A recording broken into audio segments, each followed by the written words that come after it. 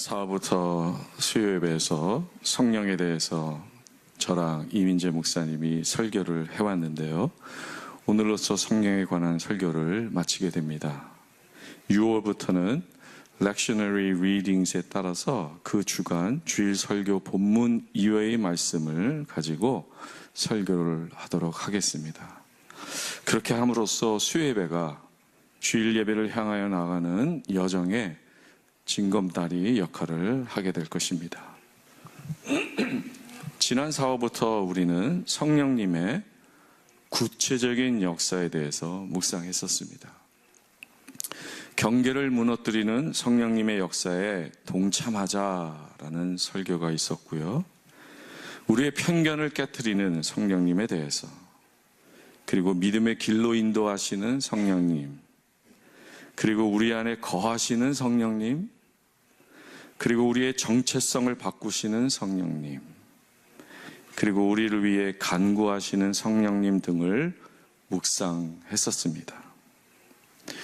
성령에 대해서 성부 하나님, 성자 하나님은 우리에게 많이 알려져 있고 공부했지만 성령님에 대해서 가장 실질적인 도움이 되시고 힘이 되시는 성령님에 대해서 이렇게 구체적으로 함께 묵상할 수 있으므로 참 감사한 시간들이었습니다.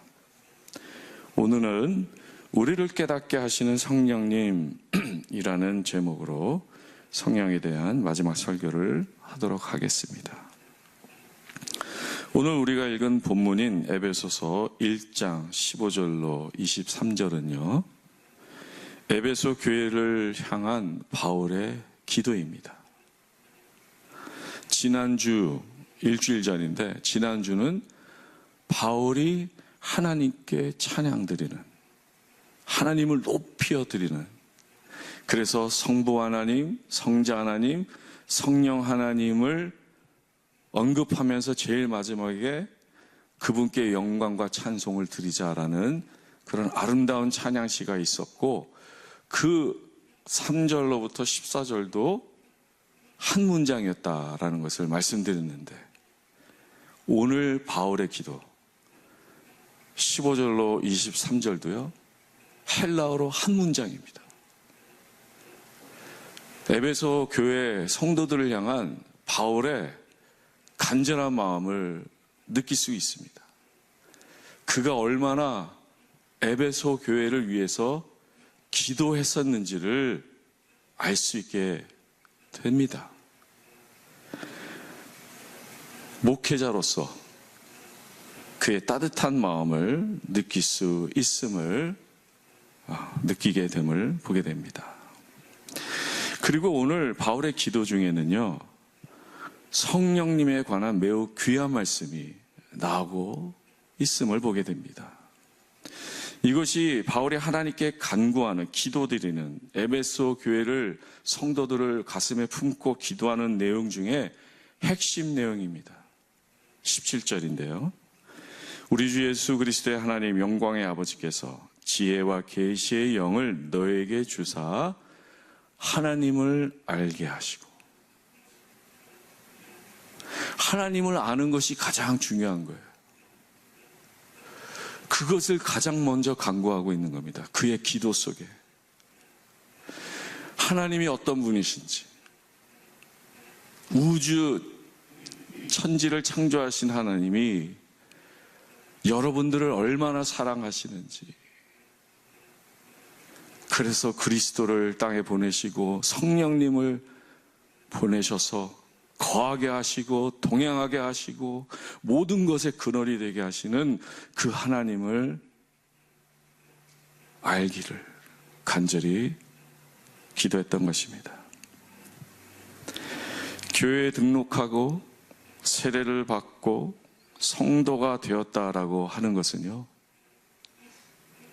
한마디로 말해서 하나님이 가장 중요한 분이 되었습니다라는 뜻입니다. 다른 것 없어요. 가치관이 바뀌었고요, 삶의 목적과 태도가 달라지게 된 것입니다. 뭐 중간 단계가 없어요. 잘 모른다고 할 수도 없어요. 오직 하나님만이 모든 것이 되는 그런 우리가 성도들이다라는 것입니다. 이처럼 하나님을 알게 해달라는 바울의 간절한 기도가 지금 우리에게 남겨져 있다는 것 자체가 얼마나 감사한지 모르겠어요. 성경이 되어서 2000년 뒤에 우리에게도 하나님을 알아라, 하나님이 모든 것 되신다 라는 것을 우리에게 남겨져 있음을 감사드립니다. 구약의 호세아 선지자도 동일한 말씀을 하지 않았습니까? 그러므로 우리가 여호와를 알자, 힘써 여호와를 알자. 그의 나타나심은 새벽빛같이 어김없나니 비와 같이 땅을 적시는 늦은 비와 같이 우리에게 임하시리라 하니라. 하나님의 임재, 하나님의 역사, 하나님의 은혜는 이미 충만합니다. 이 우주 가운데 충만합니다. 우리가 보지 못할 뿐이지요. 깨닫지 못할 뿐이지요. 알고자 하지 못할 뿐이지요.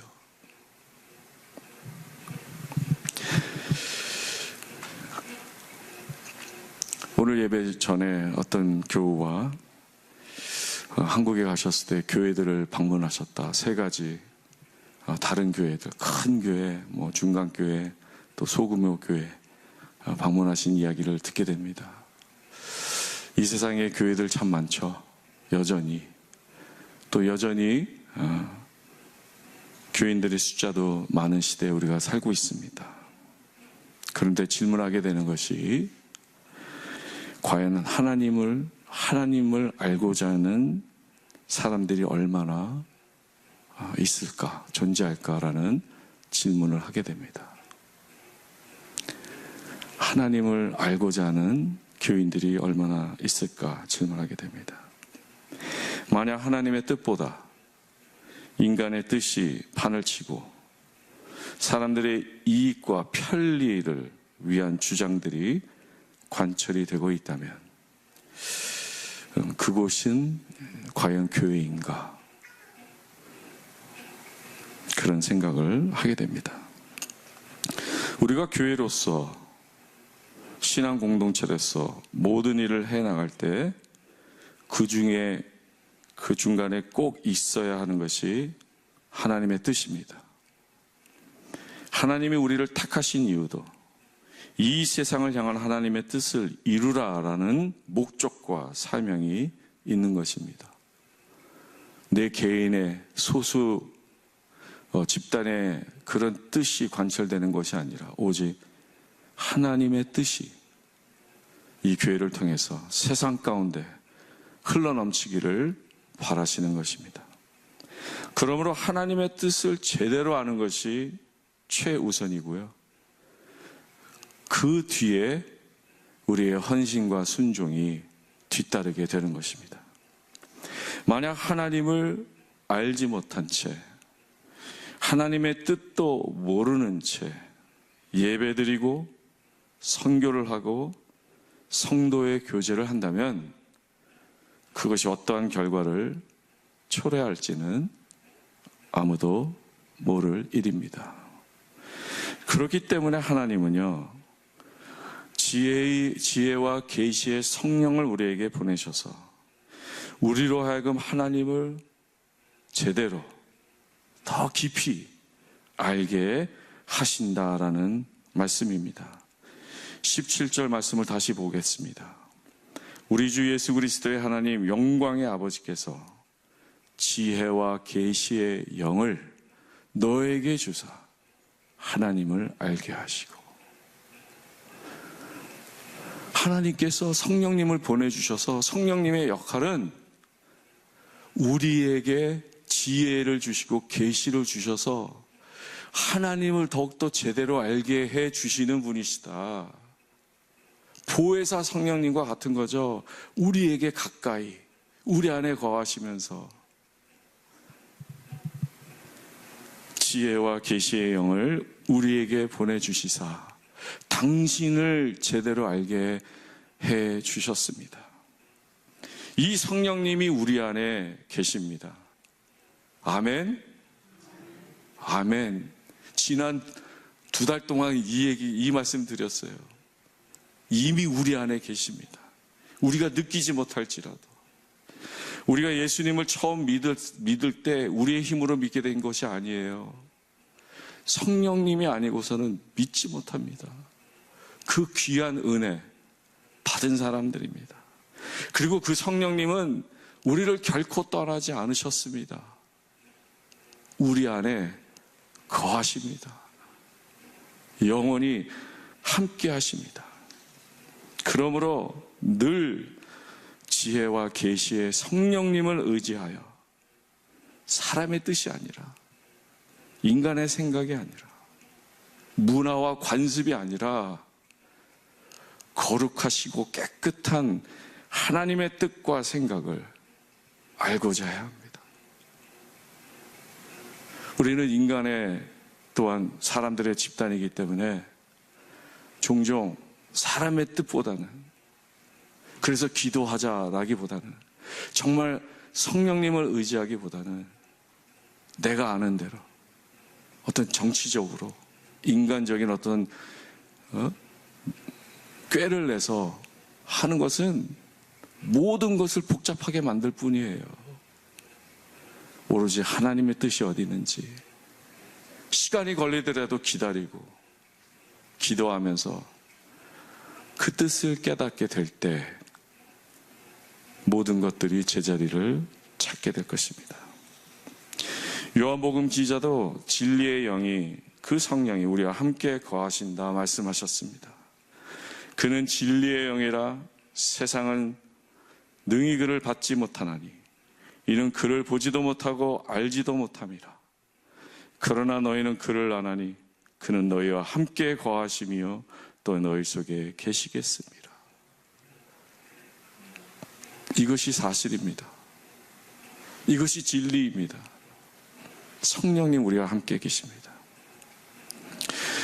내가 다 안다고 하는 것, 그것처럼 어리석은 일은 없습니다. 내가 다 안다라고 하는 것, 이만하면 되겠지라고 하는 것도요, 그것처럼 안타까운 것도 없습니다. 하나님에 관한 것들은 무궁무진한 것입니다. 하나님의 세계, 하나님의 역사, 하나님의 은혜, 우리가 아는 거 요만큼도 안 되는 거예요, 사실. 성령께서 그 귀하시고 거룩하신 하나님을 보여주시고 알게 해주시기를 간절히 바랍니다. 지혜와 계시의 성령님은 우리와 동행하시며 우리로 하여금 더 깊은 생각을 하게 하고요, 더 큰 세계를 보여주시고 계십니다. 신앙은 오르가닉하다고 생각합니다. 유기체적입니다. 문자나 개념이나 지식에 머무르지 않습니다. 성경 지식 많이 알아도 아무런 소용이 없어요.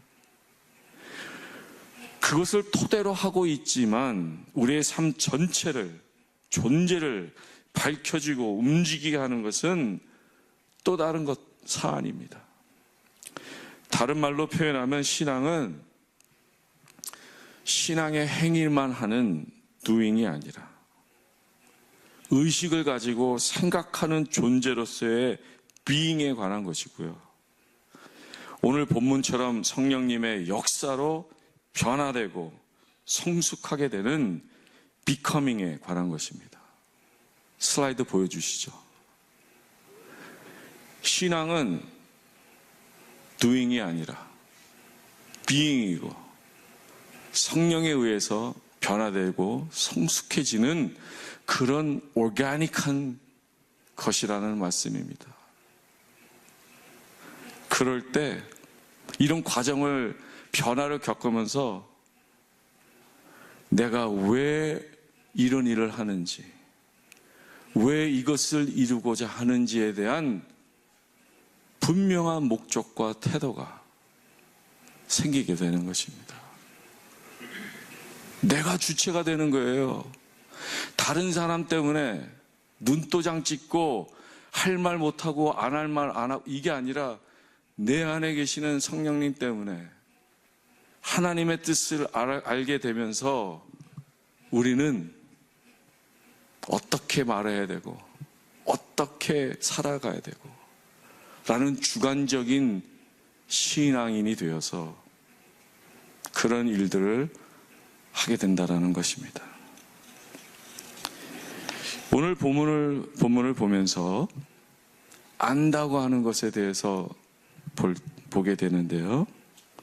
이것은 보는 것과 깊이 연관이 있음을 다시 한번 확인하게 됩니다.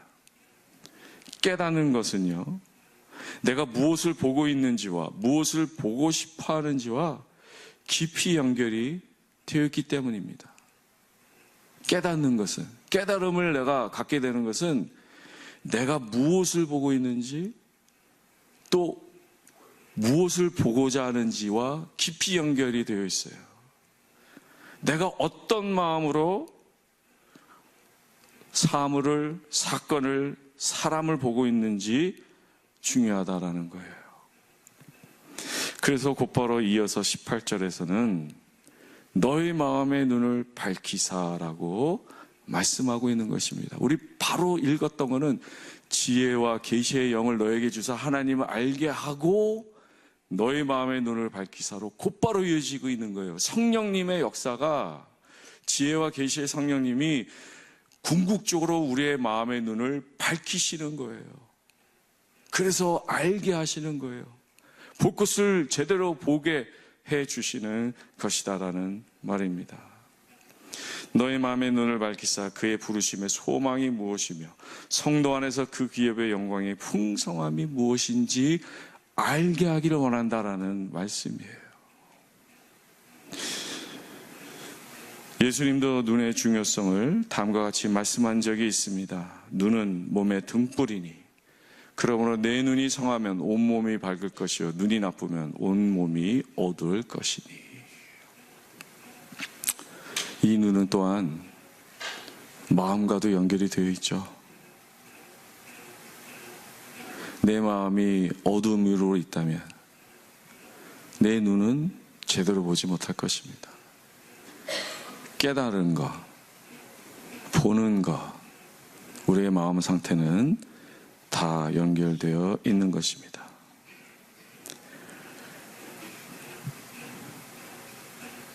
성령님은 우리로 하여금 봐야 할 것들을 제대로 볼 수 있도록 우리의 마음의 눈을 밝혀주셔서 함께하여 주심을 우리는 보게 됩니다. 무엇보다도 우리 믿는 자들에게는요, 이미 주어진 수많은 아름다운 것들이 존재합니다. 하나님의 임재, 역사, 하나님의 아름다움이 이미 이 우주에 가득 찬 것처럼 우리 성도들에게, 하나님의 자녀들에게 약속되어지고 베풀어 주신 것들이, 그 아름다운 것들이 수없이 많습니다. 그것을 보고 깨달으라는 말씀이에요. 그 말씀이 18절로 19절에 나타나 있습니다. 우리 한 목소리에 읽죠. 시작. 너의 마음의 눈을 밝히사 그의 부르심의 소망이 무엇이며 성도 안에서 그 기업의 영광의 풍성함이 무엇이며 그의 힘의 위력으로 역사하심을 따라 믿는 우리에게 베푸신 능력의 지극히 크심이 어떠한 것을 너희로 알게 하시기를 구하노라. 아는 거예요. 하나님을 아는 것과 하나님께서 베풀어 주시고 약속하신, 이미 이루어 주신 이 모든 것들을 밝히 봐라, 깨달아라, 알아라 라는 말씀입니다. 하나님께로부터 받은 축복의 그 깊이와 높이와 넓이를 깨닫게 되기를 바울은 기도하고 있는 것입니다. 땅만 보지 말라. 다른 사람 생각하지 마라. 나 자신에 머물러 있지 말라. 눈을 들어 하나님이 이미 이루어놓으신 이 귀한 역사, 은혜를 깨달아라. 이 모든 것을 볼 수 있고 알 수 있도록 우리의 마음의 눈을 성령님은 밝혀주시는 것입니다. 하나님이 이미 다 이루어주셨죠? 우리가 단지 보지 못할 뿐입니다. 깨닫지 못할 뿐이에요. 마치 하늘에 떠있는 별들과 같아요. 도심 속에서 별들이 보입니까? 안 보이죠? 근데 조금만 나가면, 사람이 없는 그런 자연으로 나가면 막 수많은 별들이 우리에게 쏟아지는 것처럼 많이 있음을 보게 되지 않습니까? 그런 것처럼 하나님께서 우리를 위해서 약속하신 아름다운 것들을 성령께서 도와주시는 거예요. 우리의 마음의 눈을 밝혀주셔서 깨닫게 해주시고 믿게 해주시고 감사하게 해주시는 그런 귀한 역사가 우리에게 있는 것입니다. 지난 주일에 영어 예배에서 올해 처음으로 이벤저 헐 사역을 시작했기에 동행했습니다. 근데 그날 사역에 처음 참석한 어떤 영어 예배 교우가 그 다음날 리더들에게 이메일을 보내면서 했던 말이 기억이 납니다. 다음과 같은 말을 했는데요. 그곳에 있는 것은 저에게 진정한 각성을 불러일으켰습니다. 제 틀에서 벗어나 두려움, 기쁨, 무력감을 동시에 느끼게 되었죠. 그 경험을 통해 제가 느끼는 모든 감정을 하나님께 맡겨야겠다는 생각이 간절해졌습니다. 그곳에는 참 도시 빈민들이 정말 너무너무나 많은 것들이 보편적이지 않는, 보통이 아닌, 부족하고 어려움이 있고 필요가 있는 그 현실에 가서 130명의 그분들에게 따뜻한 밥 한 끼 하고 서브하고 하는 가운데 많은 감정들이 있었던 거예요. 눈이 열려졌던 것입니다. 정말 내가 사는 토론토 안에 이러한 곳이 있구나. 성령님께서 그분의 마음의 눈을 밝혀주셔서 하나님의 뜻을 더욱 알 수 있게 해주시기를 바랄 뿐입니다. 우리가 본다고 하나 많은 경우에 제대로 보고 있는 것이 아닙니다. 우리가 안다고 하나 제대로 아는 것도 아닙니다. 보지 못한 채, 알지 못한 채 말하고 행동하는 결과는 다른 사람에게 아픔뿐입니다. 우리 자신을 더욱더 어둠에 몰아갑니다. 이것이 교만이 우리를 망가뜨리는 모습입니다. 교만은 우리의 눈이 멀었다는 반증이고 우리의 어둠을 보여줄 뿐입니다. 요한복음에 나오는 말씀 중에 날 때부터 맹인이 된 사람의 이야기가 있는데요. 그 결론이, 예수님의 결론이 다음과 같습니다. 예수께서 이르시되 너희가 맹인이 되었더라면 죄가 없으려니와 본다고 하니 안다고 하니 내 말이 맞다고 하니 너희 죄가 그대로 있느니라 하셨습니다. 또한 그 정반대도 일어납니다. 교만이라는 것이 앞에서 말한 그런 교만만이 교만이 아니에요. 우리가 하나님의 자녀인데도 불구하고 하나님의 약속과 하나님께서 약속하신 그 모든 은혜를 의지하지 않고 소극적이 되고 생존에만 급급해서 살아간다면 그것 또한 또 다른 교만이 되는 것입니다. 하나님께 교만이에요, 그거는. 우리에게는 성령님이 계십니다. 우리가 교만하고 어리석고 무지하고 어둠에 빠질 때가 있습니다. 그러나 성령님은 우리의 마음의 눈을 밝혀주심으로 우리의 실체를 보게 하시고 동시에 하나님의 실체를 보게 해 주실 것입니다. 나는 연약하고 부족하지만 거룩하시고 위대한 하나님 그 은혜를 보게 해 주실 것입니다. 그 은혜 앞에 겸손해지지 않을 사람 아무도 없습니다. 겸손은 하나님을 만난 자에게 일어나는 영적인 역사이지 윤리 도덕적인 행위가 아닙니다. 그러므로 진정한 신앙인은 하나님 앞에 늘 겸손함으로 살아가는 것입니다. 내가 보는 것이 전부가 아니고 내가 아는 것이 전부가 아님을 아는 것도 오직 겸손한 자에게 주어지는 지혜입니다. 잠언 기자는 이와 같은 말씀을 했습니다. 교만이 오면 욕도 오거니와 겸손한 자에게는 지혜가 있느니라. 교만이란 것, 쌍방이, 양극이 있다고 말씀드렸죠. 이 욕이란 것은 disgrace입니다. 낭패입니다. 모욕입니다. 그러나 겸손한 자에게 하나님께서 그를 높여주시고 지혜를 주실 것입니다. 여러분 한 분 한 분은 온 천하보다 귀한 분입니다. 제 눈에 그렇게 보여서가 아니라 하나님께서 그렇게 부르시고 이 교회의 일원이 되게 하셨습니다.